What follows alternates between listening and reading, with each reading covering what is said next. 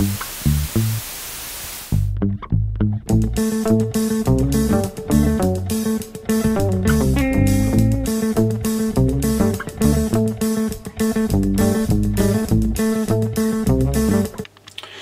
fermiers, amis fermières, bonjour, bienvenue sur Cocotte TV, bienvenue à la ferme. Aujourd'hui je vous présente un clavier. Il s'agit du tout dernier Straf RGB de Corsair, équipé pendant 6 mois en exclusivité des nouveaux MX Silent. Alors nous avons ici les MX Silent en version rouge. Ce qui est plutôt intéressant sur le papier, pour être clair, j'ai joué un petit peu avec avant de mettre la caméra en route, parce que là c'est vraiment une sortie de boîte, hein. C'est-à-dire que je ne l'ai pas encore testé, donc le prix de la nouveauté a fait que je voulais vous le présenter de suite.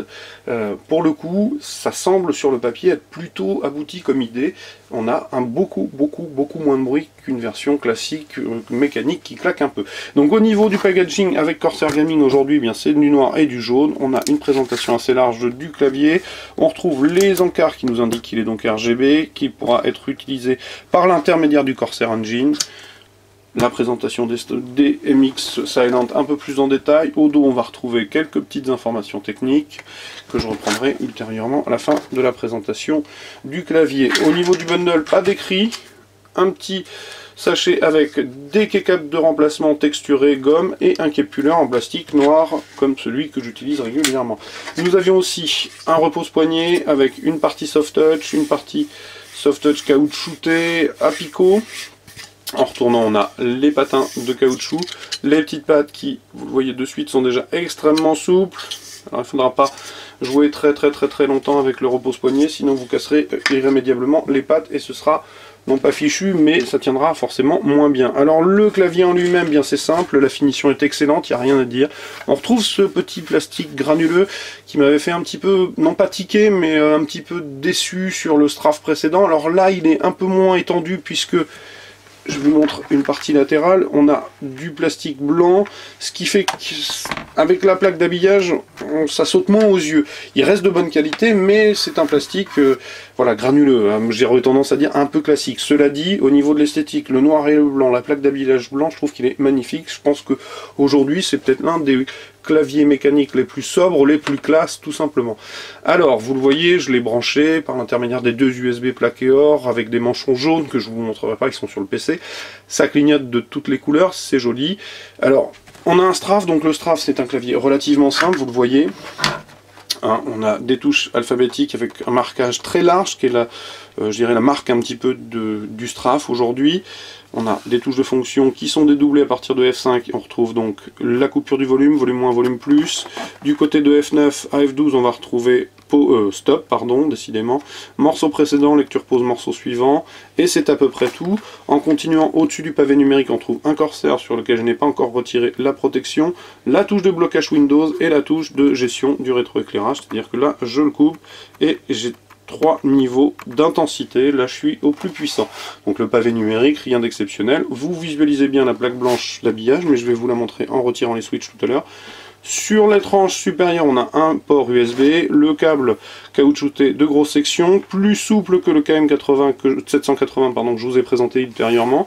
On retrouve le plastique. En retournant le clavier, nous avons droit à des petits patins pour la stabilité. Les pattes de surélévation ne sont pas caoutchoutées. Et on retrouve donc le plastique granuleux, rien de particulier.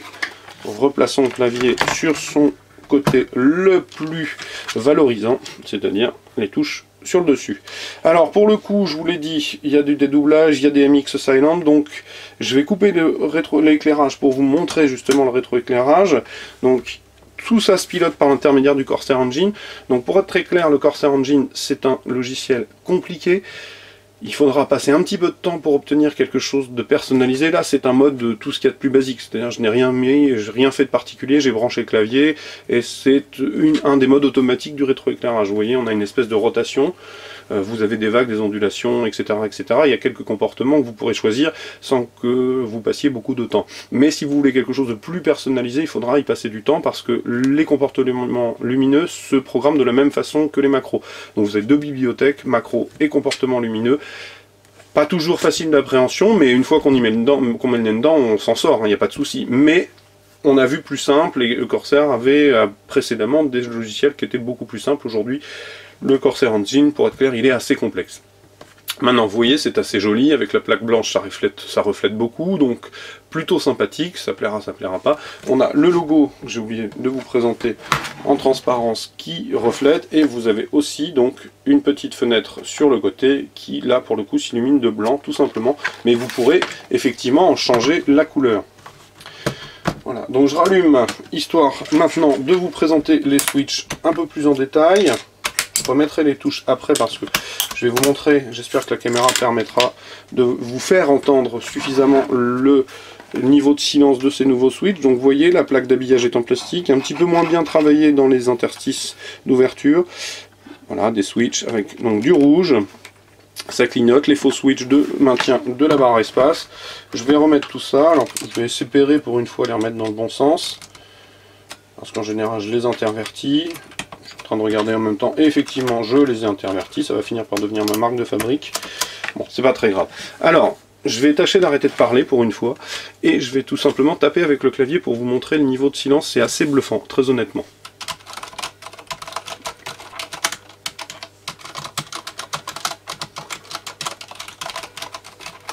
Alors, je ne sais pas si vous l'entendrez bien, mais pour le coup, on n'est pas plus bruyant qu'un membrane, pardon, ni plus ni moins. Par contre, petit effet immédiat perceptible, vous l'entendrez peut-être pas à la caméra, mais en fait, on a un vrai bruit de ressort de résonance métallique tout au long de la frappe qui traverse le clavier, hein, dans une très faible, mais tout à fait audible. Alors il faudra voir peut-être qu'avec le temps, et un peu de rodage, parce que là il est vraiment sorti de boîte et sorti de son emballage plastique il y a quelques minutes. Hein. Peut-être qu'avec le temps ce petit aspect disparaîtra, je ne sais pas, mais c'est relativement remarquable. Par contre pour le reste ça claque plus, hein, faut être honnête, c'est assez silencieux, il n'y a pas de problème de ce côté-là, c'est assez bluffant.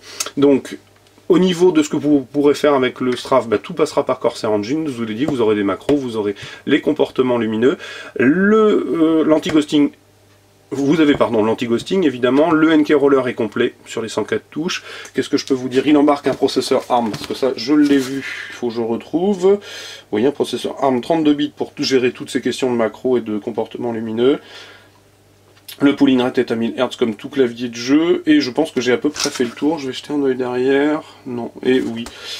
Je dis et non, et oui, parce qu'en fait j'ai tout dit. Ce que je vous invite, c'est à venir lire le test écrit qui paraîtra très prochainement. Ce dont je n'ai pas encore parlé, oui, effectivement, c'est le prix.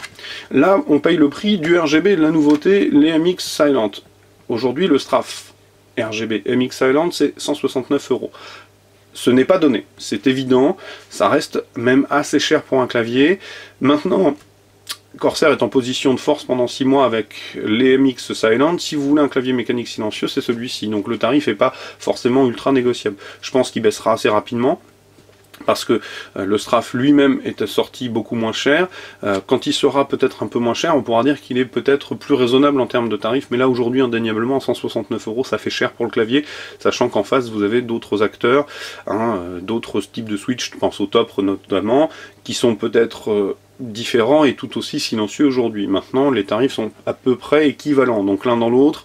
C'est un peu compliqué d'émettre un avis catégorique définitif sur ce tarif, c'est à la fois justifié, à la fois pas justifié. C'est toujours compliqué parce que certes les claviers mécaniques aujourd'hui sont assez excessifs, mais le service rendu est toujours largement au-delà de ce que rendrait un simple membrane ou un ciseau. Ça c'est mon avis personnel, je préfère aujourd'hui clairement mettre un peu de sous dans un clavier mécanique que dans un clavier membrane. Mais ça c'est un avis tout à fait personnel, que vous n'êtes pas obligé de partager.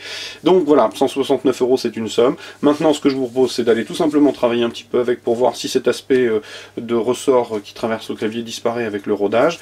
Donc je vous invite à venir lire le test écrit qui paraîtra prochainement sur cocoteland.com. Comme d'habitude je vais vous souhaiter une excellente journée. Comme d'habitude, je vous dis à très bientôt et je vous dis aussi au revoir.